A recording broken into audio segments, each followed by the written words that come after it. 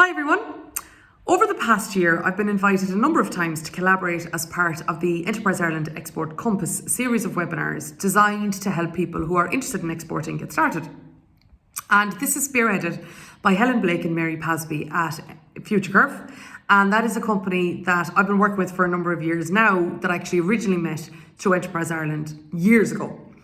And within the last session that they had, it was a roundtable bringing all of us contributors together. And a couple of the points that other people made, as well as some of my own, really resonated with me, and I wanted to share those with you today. The first one was, there is no try. That's what one of the other contributors said. And I think that that's a great statement. But the reason that it particularly resonated with me is back in 2010, when we wanted to get started exporting, I, first of all, started networking with people who exported before breakfast. They didn't think about could they were just doing it all the time. And I wanted to move my mentality from can we, how, all these kind of questions and doubts into how operationally do we do this. And one of the ways of doing it is to be around people who said there is no try, they just did. So that can often be a great way to accelerate your mindset, is to be around people who don't question, they just do. The second thing, and it was me that brought this up, is it doesn't have to be a lonely road. Nothing in business does, I suppose. But I certainly found that there was a huge amount of support to enable companies to get started. Obviously, the Export Roundtable, the Export Compass Roundtable, and all of the other series that Enterprise Ireland run is one of them, but Enterprise Europe Network, InterTradeIreland, and of course, there are the Irish bodies. There's lots and lots and lots of others, no matter whether you're in Dubai, whether you're in the States. There really is an awful lot of support out there. And I found a disproportionately high amount of support for people who wanted to export as distinct to generally in business, because of course every economy wants their exports to grow so that then that can help the country more broadly. The other thing as well, now this applies in business generally, but one of the other contributors said it's really important to profile your ideal customer. Now that works all the time. And that is a very subtly powerful technique, because if you can decide who your ideal customer is, well then of course you can go out and find them. If you don't know who they are, they're a lot harder to come across. But this is just something that takes on even more importance when it comes to exporting, because you won't be a known entity. You often will have to start from scratch. And it's really important that when people meet you in those agencies, for example, that I mentioned who can help, is that they can help you pinpoint where you might find them as well. So that's a really good discipline one way or the other. One that I truly agree with, again, a point made by another contributor, is to use your existing client book. Now, we're grateful over the past 11 years in business. We have been able to develop relationships with clients over a decade long now at this stage, and many of them are multinational and therefore are in a position whereby they might be able to tell us if our services are needed in a different country, etc. And using our existing client book isn't just a way for you to implement a sales strategy. This is a way for you to figure out if you can help your clients' colleagues in another environment. That's the way in which I feel anyway, that you might take that into consideration. But many of you may well have a springboard into other countries or other geographies or other regions or whatever might be the case for you. But it is important not just to think, okay, they can help me to get to where I want to go. How can you help them to get to where they want to go as well?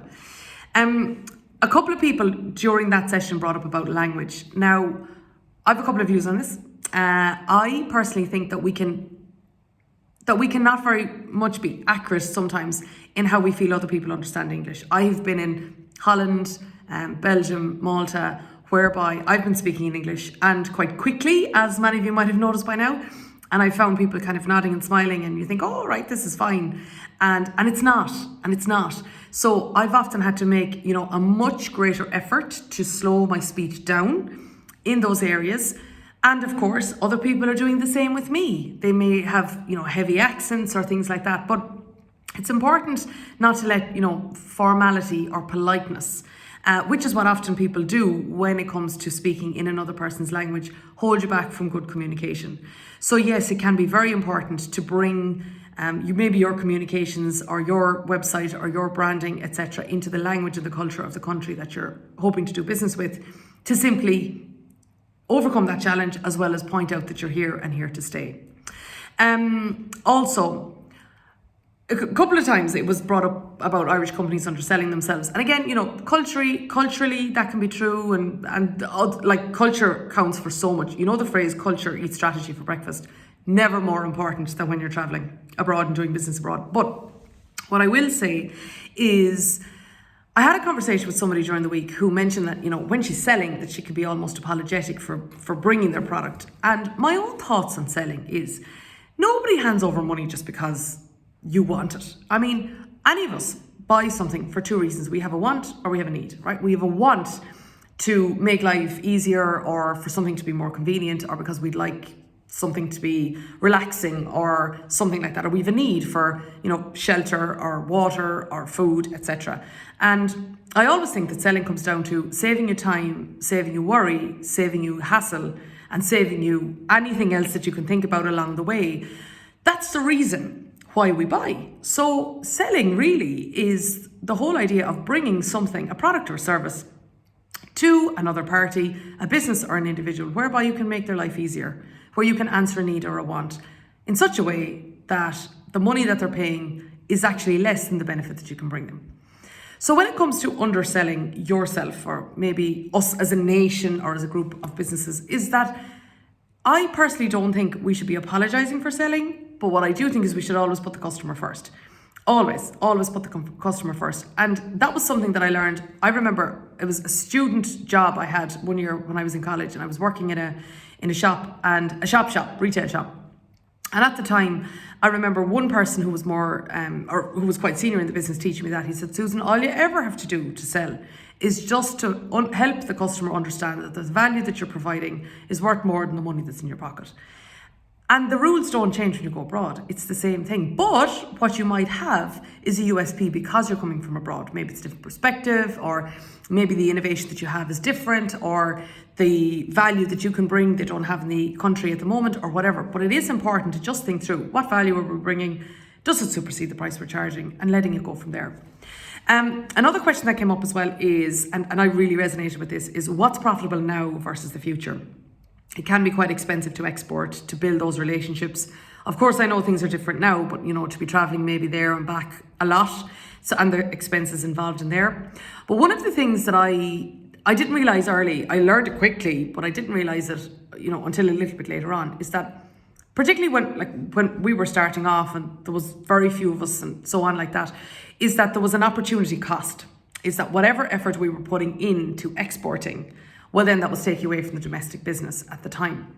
And that became a cost. That's a hidden cost that's a very influential cost as well.